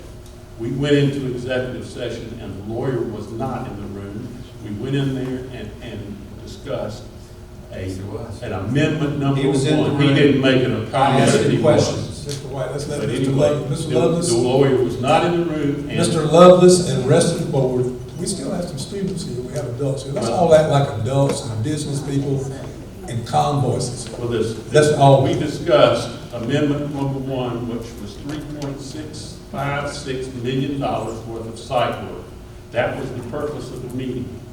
Now, whatever else went on in there was not an iterative process. We have discussed this one time. You expect members of this board to sit here and discuss things one time and then vote on things worth $30 million. That was not the process that was intended with the state law.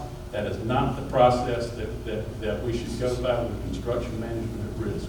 We were to review this thing iteratively, and we got one time that was produced, and we were talking about site work at that meeting. So let's put the cards on the table exactly what it was that we were doing. Neil, can you address some of those concerns? I just want to address one very specifically, Mr. Gann, if I may. Mr. Montgomery was in the room that night in executive session and in public session. He was there. Ms. Hammond, you had a follow-up? Yes, I would appreciate, I would like to tell Mr. White, I'm very frustrated and disappointed by your tone and rudeness sometimes. We're not in the courtroom. And I want you to know, I may not agree with what different board members say, but I do respect you and respect your right to say what you want to say. But I think Ms. Hutchins is right. We certainly should be role models to students. I think that as far as we've gotten off on a lot of other things, I have more questions about, which I don't think this is the place to ask. It had to do with glass. Right. That's While I'm on this, I did want to ask about the money, because that seems to be what we're having this argument about. The $100,000 ban that was for, I think it was 100, but the amount we paid for meetings that you met with people to come up with your, that original thing that was just your ballpark, if I'm listening, you just had to come up with a figure, but it wasn't the, in no way then was it the guaranteed maximum price. Was that amount, how much was that, and is it included? It's not in these figures we saw tonight, correct? I don't think it is. I don't think any of our. That was probably out of another fund of money you had, it didn't get. That was, Janice will remember, that was programming. Right, We absolutely. were That was doing what you a called it. programming phase, which again. But what lots is it, of was it individuals- 100,000, am I remembering that right? That's the ballpark. That's 100 correct. what? 19. Okay, but when we were talking about I'm just trying, as, it's important to me to just look at all the cost of this school. Because I'm gonna say it again, I know the needs of all the existing schools. I'm not, in contrary to what Mr. White said, I know for a fact, no one on this board is trying to now negate or not have a school. We need that school. Matter of fact, my biggest anger is we voted to build a school 10 years ago on land that we had paid for. That's not you guys' fault, but I have that on my plate because I know if we had done due diligence, we wouldn't have bought it without being able to build on it. Then after we bought it and couldn't build on it, we let them be overcrowded at Lake Worth and so on. We should have found out how we could have built on it, and we did not. So I have a real problem, and it is not with you guys that are sitting there answering our questions. You have a quality product, and I am in no way trying to stop the school there. But what I am doing is every dollar that we spend, I want to know what it was, where it was spent, and I also want it to have equity. It's going to have all kind of new things, and I'm not against the safety things, like the glass, and I have some questions on that.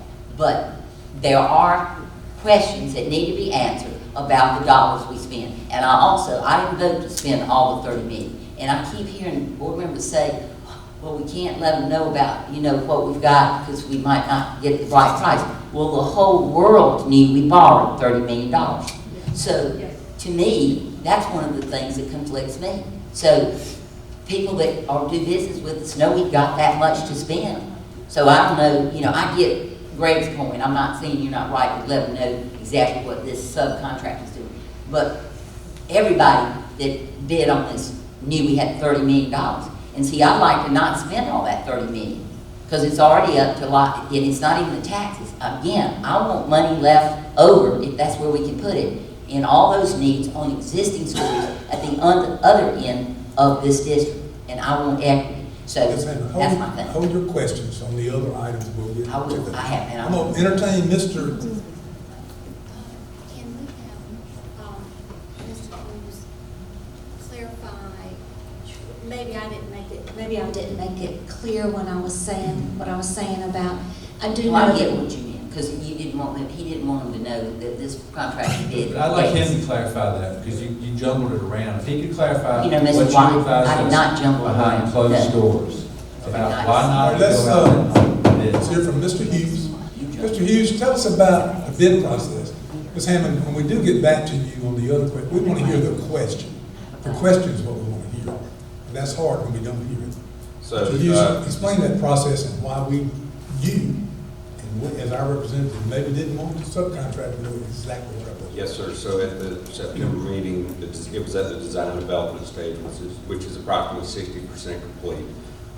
We do take input from subcontractors at that time. There's subcontractors that have been very loyal to us through the years. They help us with pricing information. However, they're not guaranteed the project because at the GMP phase, we publicly solicit the project to all subcontractors. Lynn has a smart bid net system that sends out to hundreds and hundreds of subcontractors. We get hundreds of bids in. So had any of those bidders been at the September meeting, I'll take the glass and glazing person, for instance. There was a premium for how much the alternate add would be for school guard glass. They would know what we had in there for the school guard glass upcharge. The landscaper had been there. They knew the premium that we would have had in there for the landscape ordinance upcharge, which, by the way, we ended up saving $100,000 on what we had estimated it to be.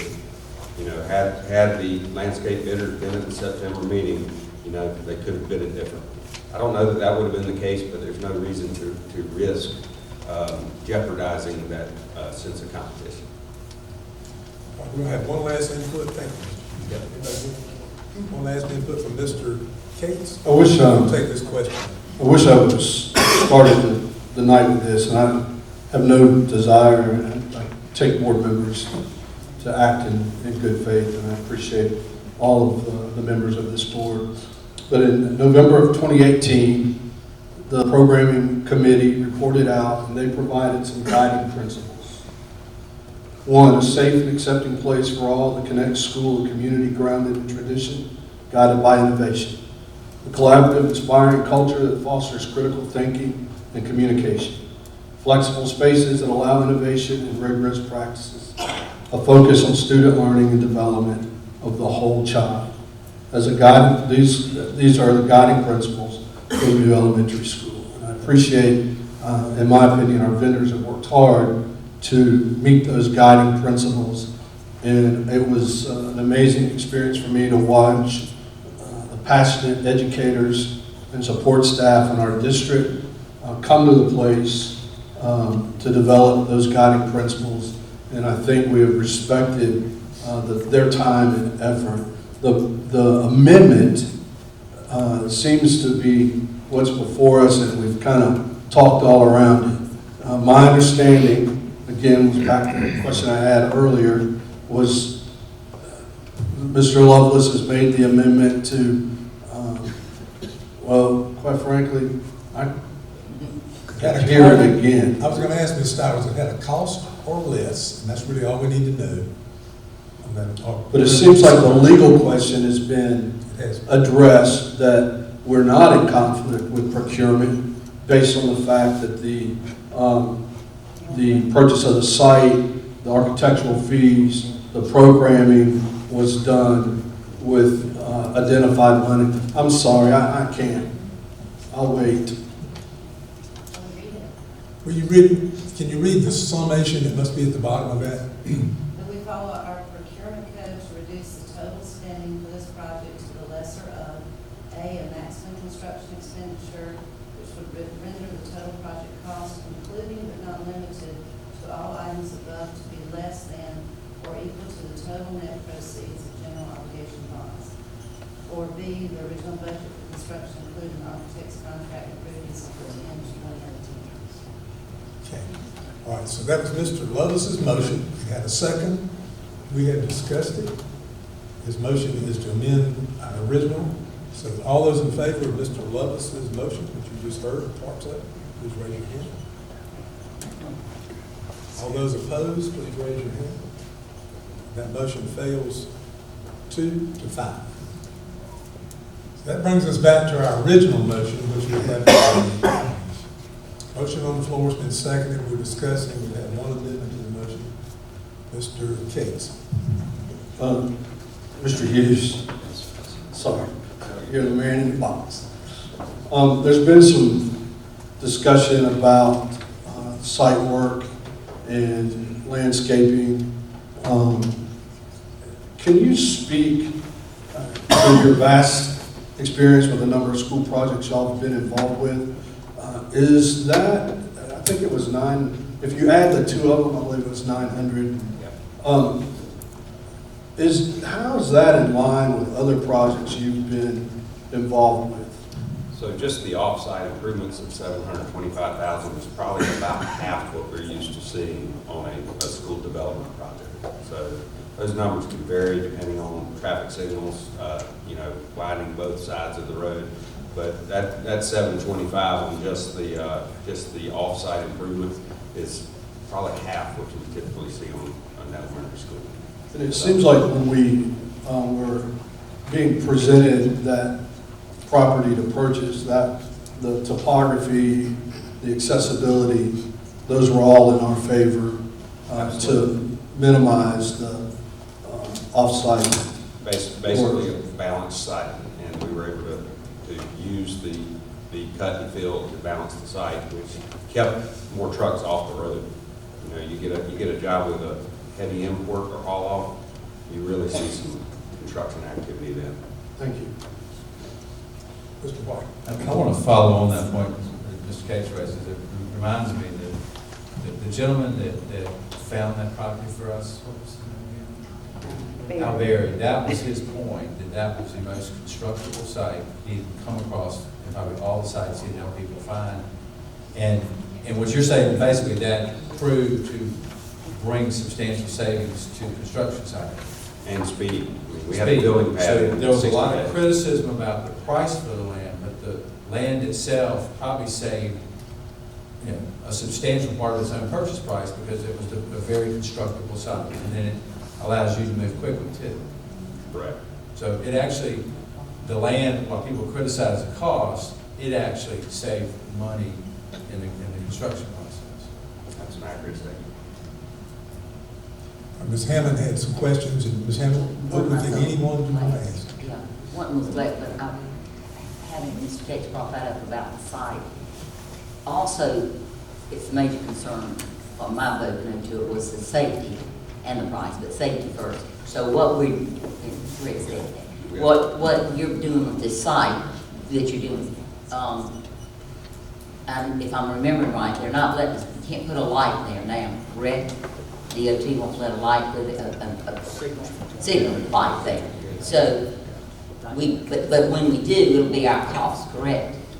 In order to put a traffic signal there, and hopefully one will be there one day, not too distant future, Yeah. the DOT has to establish what they call a warrant. They do traffic counts, they observe, they do all kinds of things like that to determine if you need a traffic signal, and then and only then will they allow you to put one up. The cost of a traffic signal is about $50,000.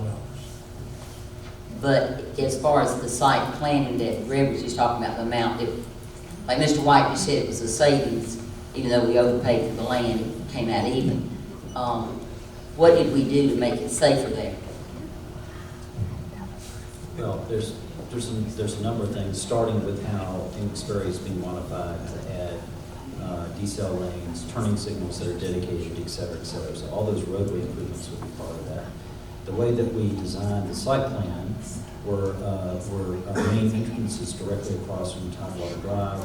That does allow for future signaling, if again DOT gives us permission to do that. So we're at least planning for what we hope can be an enhancement. Those are the things that come to top. Because the safety, I did want to know how that would help us with the safety. And it started with a conversation we had several months ago about the amount of car queuing and bus queuing we have on site, which is extraordinary compared to the others. My only other question about this was about glass. Can I go to that again? Sure. I'm all about safety. So the other thing, I think, and this is under the enhancements. Some of the glass that y'all discussed a little bit earlier is already that School innovative. guard glass. What's it called? School guard. And just for the public to know, because you answered this already for me, if somebody fired a bullet into it, it can go through it, but it's very hard to break it. And they have done studies to show that that's how a lot of people get into a school where there's glass. They break it to get in. That is correct. So the number one security concern is having a secure perimeter. This glass is specifically designed to be impact resistant. We've seen films of muscular men using a sledgehammer to try to beat it through. We've seen this film, many of us have. It's pretty impressive. And it takes a considerable amount of time. At that point, first responders are on site. They can't get inside. So but the enhancement, we have some of that glass in that front part. So the entrance vestibule That's in the base cost. is in the base cost. And the other Everything around the entry is base bid. That was The enhancement is everything else on the first floor. On that side. Mr. White, I'll ask you to be very courteous to all of them. Have I not been? no, you have not. I just want you to be a good gentleman law. I did want to, for the record, Ms. Hammond, say, it's your opinion that we might have overpaid for the land. That's your opinion. We have an appraisal, but no more importantly, I rode with Al Berry, and there was only one other site in that area, and it was more expensive. Land cost what it cost, but if you want to say we overpaid for it, I would disagree with that statement and say we have a valuation that says what we paid for it was a reasonable price, but it actually saved us money. We might have found land somewhere else that's paid a whole lot more for construction. So I think on balance, that land probably paid substantially for itself because of the problems you don't have to make the site constructed. Thank you, Mr. White. I'm going to Mr. Case and Ms. Hutchison. Mr. Hughes and Mr. Quackenbush, it's been suggested earlier tonight, and I do not recall the board ever publicly saying, as a board, I can't speak for other individuals, but our collective voice is the one that matters. I don't know that we've ever said as a board that we knew nothing about the Lexington County landscape ordinance. I was fully aware of that when we purchased that. It was obvious that was in the works. Can you speak to how many projects Lexington County has addressed that ordinance? Because my understanding from our earlier review was this was one of the first projects of this significance that the county has worked with, and you were able to work with the county to address meeting the ordinance, and that's the amount that's in the summary slide. That is all correct. Again, as you stated, I don't recall us discussing this as a board, one way or the other. I know that in design meetings, we shared our research into the ordinance, and the design team being made aware, including our landscape architect who's a resident in Lexington County, of this process of discovery about the depth and breadth of these requirements and the interpretation of them. We met with staff several times to work through clarity on what was appropriate to work within those standards. So my takeaway from that is they were working with us to discover what's the right balance to implement the desire of the ordinance, which is to reestablish a forested corridor on a site that is mostly open meadow. So that was a process of back and forth and elimination. And then again, that solution was locked in and approved by the county when we did the DD estimate. It's just the bidding greatly enhanced our price on that, which was a great surprise. So I think maybe for me, I knew the impact, I knew the ordinance, but it doesn't sound like, I don't know how you would know the impact of it until you've taken it to staff and they negotiate that with you. So we may not know the impact, but we certainly knew of the ordinance. And I don't know of any time this board has suggested we were unaware of the site conditions at English Fair. Before we leave that, as a point of clarification, when you talk about the staff, you talk about your office working with the Lexington County staff charged with making those decisions. Is that right? Not our staff. Although I know our staff interacts with Lexington County and Richmond County on a regular basis. Well, it's a matter of definition, but that guy was there too. But yes. We're glad you slipped in.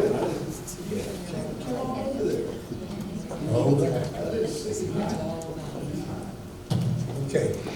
Ms. Hutchison. A couple of things.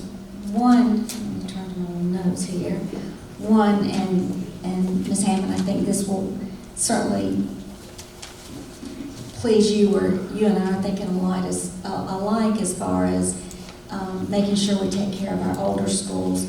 From what I understand, when we use these what do they call them? The shades that are in the enhancement. We use that at Chapin Middle School, and so now, and of course, Greg was helping with that, and so now it's recommended that we use them here. And when I asked about this in my meeting, I know you had meetings, it was mentioned that this could possibly be a new standard for us, as we need to, our whole school district, as we need to replace older windows because of the energy savings. So, that's a positive, I think, is that older schools can benefit from some of the things that we're adding to the newer schools. It's not getting them a new school, but certainly we can use a lot of the same elements as we're doing that. And I think it was mentioned by one of the board members that our intent was to use the whole 31 million. We were very fortunate that when the bonds went out to bid, we just happened to hit it at a great time. We have a great bond attorney and financial agency, and so you don't always hit it that big, but it happened. So we do have that extra money, but my understanding, my belief is that we're still staying within our budget. We're not planning, and if I'm wrong, please correct me. I don't know that we're planning to use that extra $1 million, $1.2 million. No, ma'am. We're going to build the school to the GMP that was published tonight, and we've asked you to vote on. I wish, that- I just thought of this, we had a speaker earlier mentioned there were no contingencies on this site. Would you please address the contingencies and what the hope? Yes, so as you saw on the screen, there's a $650,000 owner contingency. Also built into our guaranteed maximum price is a 5% contractor's contingency. So that's for any subcontractor issues, scope gaps, design corrections. But what we use it a little differently than most. You know, as the project progresses and we're at a certain percentage of the project, we return that contingency to be able to be used for project enhancements. Does you no good at the end of this project if we hand you back $500,000 that you could have reinvested back into that school. So at certain points when we feel like everything's as tight as they can be and there's no unforeseens, then we'll start opening up the conversation to, okay, we think there's some contingency money that can be used towards project enhancements. And then, or at the end of the project, give it all back. So There are plenty of contingencies. There was a comment made that there's no. May I point out on this slide, owner's contingency, everybody that's here could see, Right there, hard to read on that screen, but it's the bottom number. It says owner contingency, $650,000. And then there's a contractor contingency of 5% of the total GMP built into the number. Where's that? That second one? The second one is just built in the guaranteed maximum price. But it has a 5% built into that price. Correct. I'd like, if I could- you indulge me, Mr. Chair, I'd like to ask Mr. Hughes a question. How many CM at risk contracts have you ever done, your firm ever done, when you did not return money to the client? None. So there'll be one change order on this project, and it'll be a deduct. And how many of those projects have you done? CM at risk, probably going on 30 or 40 now. You know, school districts didn't start doing CM at risk till about 5 years ago. A lot of districts were having a lot of problems with design bid build. For instance, 2016, I think we averaged 30% of our projects were CM at risk. 2017, that went up to about 60%. 18 went back down to 50%. And this year it's almost 82% is negotiated construction management at risk. So a lot of the districts are evolving that way due to bad experiences with a rip and read type hard bid scenario.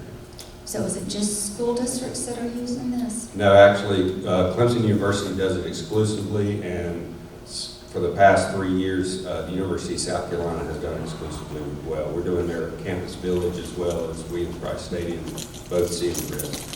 We did football. And we did football operations for USC CM at risk as well. It started. Mr. Lovelace had a question? Yes. It seems like this building has an awful lot of glass in it, and to go back and put lines and coatings on it to make it more energy efficient. What is the payback period for all that? How long should we, you know, if we're going to, this couldn't be as energy efficient as normal, you know, wall construction, and it's not. It is, because the codes continue, the energy codes keep getting more stringent, and we are meeting or exceeding those energy codes, contemporary energy codes for this envelope. And we are required to do that for the building code, prove that math as part of our document package. I would again point out that we are trying to maximize the use of glass, but do it in responsible ways. There is no coating except low-E coating on glass, high-performance low-E coating. The reflective stuff that I referenced earlier is the old days, not the new days. What about the shades? The shades are there to control harsh daylight. So you have a beautiful south-facing window that most of the day isn't impacted by the shade, but at noon, that shade provides a lot of protection from the damaging solar rays that happen at that time of day. On the east and west, there are vertical shades. Again, trying to address the harsher elements of the sun as the sun moves around the building. So it is best practice. It is best practice for energy. It is best practice for comfort. And as I mentioned to Mr. White earlier, lots and lots and lots of evidence about how important it is to have daylight and views in learning environments. So we're balancing those things, energy performance and the benefits of natural light, and doing it by designing the enclosures properly. So that's part of the package. It is sometimes taken as a VE item because it is somewhat expensive, but it's been my experience that it does pay for itself over time. And in the quality of the daylight coming into the space, it also provides a tremendous benefit. And we're also talking about exterior. There's also interior shades. That's a completely different conversation, but both of those would be in the school. Thank you. All right, I'm looking. It's Questions? something we hadn't talked about. Okay, Ms. Hammond. Okay. I did want to ask our experts on the extra or the extension of the car rider canopy. Since in public don't know this, but when we met with you, you were kind enough to show the amount you have in there and then the extra amount. You know, and I don't want anybody to think I sound really mean, but I was thinking, what do our other schools have as far as a canopy? And just because we can add that more, I mean, there's some good coverage there. And I would think as they line up with kids, and, you know, I've had 3 go through elementary school, you know, your cars are all lined up, so you wouldn't get the child wet till they get up to the area we had in the base cost. So that was really one of the areas I thought possibly, you know, and I know I can make an amendment, but I wanted to see if, what you guys thought about it before I made an amendment or offered an amendment. Mr. Chairman, may I speak to that? I was involved with that discussion, and that really came out of some conversation with the programming committee. Go back 1 slide, please. That was, when that was shown to the programming committee, it's a little bit obscured because of a tree there, but that canopy comes up to a door.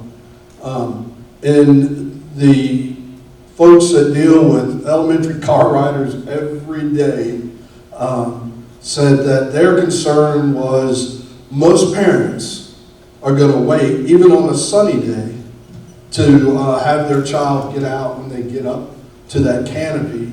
And the concern was that would just bog down car lines. So, and Dr. Melton may speak to that, but that was really brought in consultation with those folks that get to manage those numbers and getting kids in and out of cars. And that was also part of the reason we voted last time to have the kindergarten loop, so those folks that take a little extra time with car seats and snack and drop in stuff weren't in that main car line. So I just thought I would speak to that since I was there when that was discussed. Doug, we're going to hear from you. Dr. Melton, would you like to address that? I mean, you're in touch with all the time. Well, you know, Ms. Hammond, you understand car rider duty. I did. Those that have had car rider duty understand it differently than those that drop off in the car rider line. Exactly. So obviously this is a convenience whenever it's raining, but as Mr. Cates said, part of the program committee did express a concern that many parents waited till they get to the canopy before they were to drop off. If the board were to decide that the extension is not something that's important to the board, then of course that becomes part of our training and expectations and communication. Anytime there's inclement weather, we of course would not have any students working outside of the canopy nor staff outside of the canopy because we want to make sure that students are safe and that they're supervised. The longer the canopy, the more supervision that we will require. Dr. Harris was involved with that, as was Mr. Giuliano from different angles, so that once these decisions are made, that will be a part of the new school administration. We have to make sure that we have the proper staffing for whatever length of canopy we decide to do, because a canopy is a visible boundary of where students are dropped off, but if we were to allow an extension farther beyond the canopy, then we need to make sure that we have adults there to supervise for the safety of students as they get out of cars. I appreciate you saying that because, you know, I realize, and I think Mr. Cates, in other words, more than getting wet, because we're not going to let them get wet if it isn't extended, but I can speak to that about teachers. The longer you've got that going, the more teachers that are going to be out there to supervise. And to me, all our other elementary schools do really well, and they have on what they have. I just didn't see it.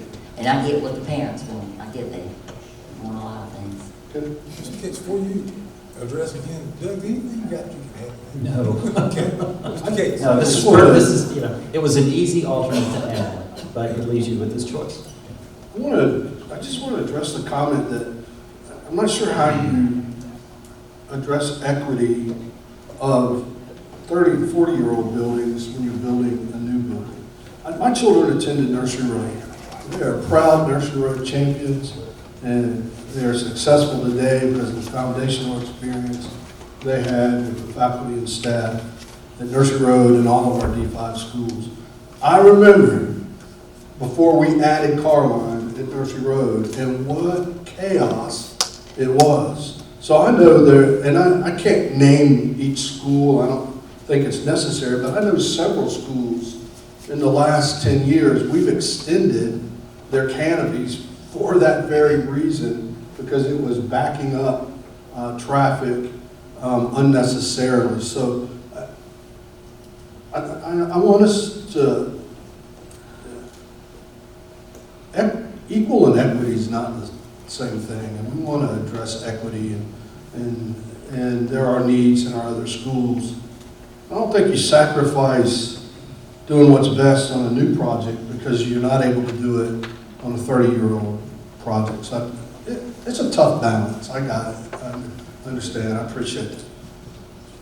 I want to concur with that, and I just offer maybe to humor you. I remember when I was in elementary school, we had crank open windows with fans. We sit there and just sweat in the spring and in the beginning of school.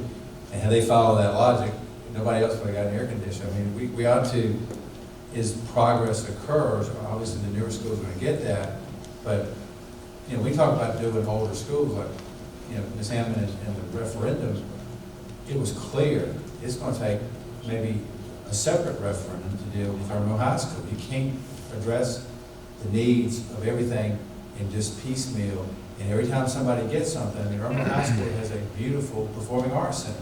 Now, Chapin wants it. We don't have the money to give to Chapin yet. But, you know, that's an example of, we went back and we raised the standard in one of the oldest schools, and another part of the community wants the same thing, and we can't always bring it at the same time. But, you know, we do our best, but there's no reason to give Irmo High School an outdated auditorium just because nobody else has been updated. And I'm not making fun of what you're saying. I'm just saying, I agree with Mr. Cates, is as we put in new facilities, whether they're old schools or new schools, we should be modernizing and making things as I'd like to flexible clarify as that I'm not, I would never say with the new school not to put the new agenda. I was just looking at that as one, just like we get said about the pop-up light. I think that's something that we could exist without. But I totally agree about anything that's innovative and new. I mean, that's almost ridiculous. You wouldn't put something new in a new school. And to our consultants, I want to say, y'all been standing a long time. Mr. Bullard, you're very smart to sit over there. But I want to say to you, we are all 7 board members with passion. And you saw some of that passion come out tonight. And it's only because we care about this community. We care about this school, which we do think is going to be here about 100 years or more. And I think this community is getting excited about it. I talked to a gentleman who's done some research on an old school that was close by. And I begin to hear from some parents that are really excited because they've seen some dirt move and they know there's going to be a school. We don't hear from those people as much as we hear from people that tell us what the issues are, the problems, because they're real busy on the soccer field doing homework and a lot of other things. But I can assure you, everybody in this community, including the people that have probably been somewhat against it for different reasons, are going to embrace this school as a center of Amos Ferry Road and a center for that whole community for years and years. So I thank you for your patience. And if I don't see another question here, and I don't see a hand up, we have had an original motion, we've had one amendment to that motion, would be a deduction from this. Mr. Cates, would you restate the motion, and I'm going to ask that we take a vote. I'm restating the motion, taking into account the amendment. I move the board approve the administration executing Amendment 2, the building guaranteed maximum price amendment to the CM at risk contract for elementary school 13 as presented in our agenda materials.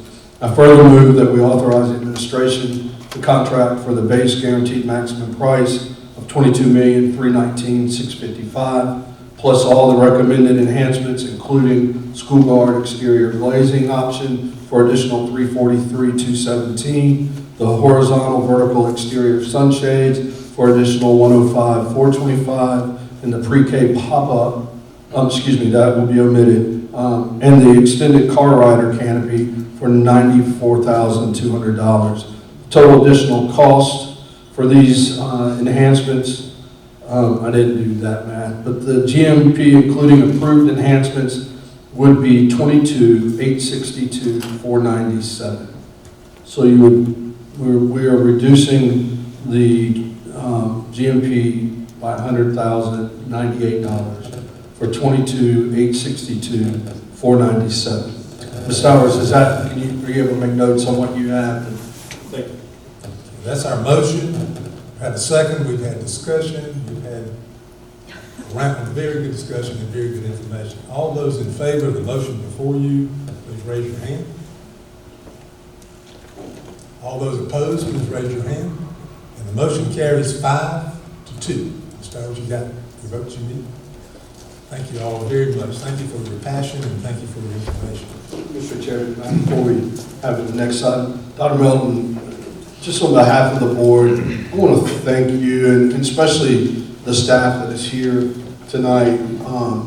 You know, it's late and y'all have been at it a long time today. I appreciate your commitment and support of our students. I just want to express our gratitude for kind of hanging in here with us, and certainly the staff here at the school, because they may just sleep in the classroom tonight, maybe a longer night's sleep. So thank you.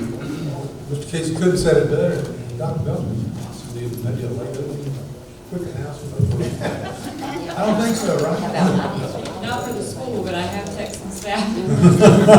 They have been hard at work since before 8 o'clock this morning, so it's definitely been a long day for them. Nothing new. This district, these employees work very hard. They work for the kids and the families of the district, and that's well appreciated.